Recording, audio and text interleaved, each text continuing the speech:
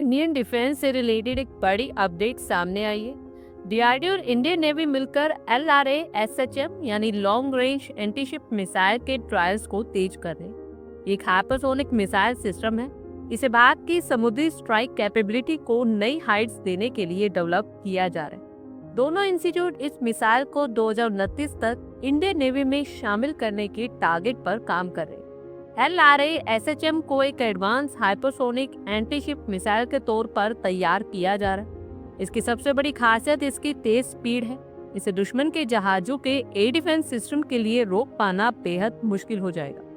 Cruise missiles के comparison में ये मिसाइल्स दुश्मन को रिएक्ट करने का बहुत कम टाइम देंगे। एक रिपोर्ट के अकॉर्डिंगली LRA-SHM को इनिशियल स्टेज में जहाजों से लॉन्च नहीं किया जाएगा, बल्कि जमीन से लॉन्च किया जाएगा और इसे ट्रक पर लगे मोबाइल लॉन्चर से दागा जाएगा। इन्हें तट के अलग अलग पार्ट्स में तेजी से डिप्लॉयड किया जा सकता है।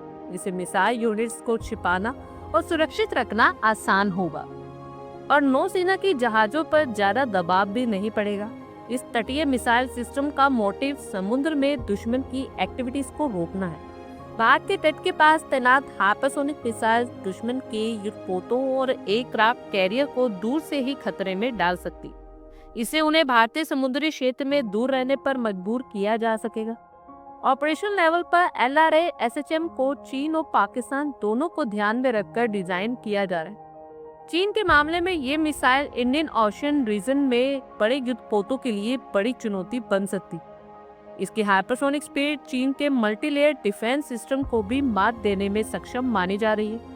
पाकिस्तान के मैटर में इस मिसाइल का रोल और भी ज्यादा इम्पोर्टेंट माना जा रहा है। LRA-SHM को इस तरह तैयार किया जा रहा है कि वो दुश्मन के जहाजों को समुद्र में निकलने से पहले ही यानी पोर्ट या शिपयार्ड में मौजूद रहते हुए ही निशाना बना सके। इसे पाकिस्तान की नौसैनिक क्षमताओं पर शुरुआती दबाव बनाया जा सकेगा। जमीन से चलने वाली मोबाइल मिसाइल यूनिट्स को प्राथमिकता देना हाल के युद्ध में अनुभव से जुड़ा है, जहां ऐसे सिस्टम को ढूंढना और नष्ट करना काफी मुश्किल साबित हुआ है। ये यूनिट्स आसानी से अपनी जगह बदल सकती है। भारतीय नौसेना के लिए ये सिस्टम बेनिफिशियल इसलिए भी है क्योंकि उनकी शिप्स और सबमरीन्स अटैकिंग मिशन के लिए फ्री रहेंगी, जबकि तटीय मिसाइल सिस्टम समुद्री सुरक्षा डिफेंस सिस्टम का काम करेगी।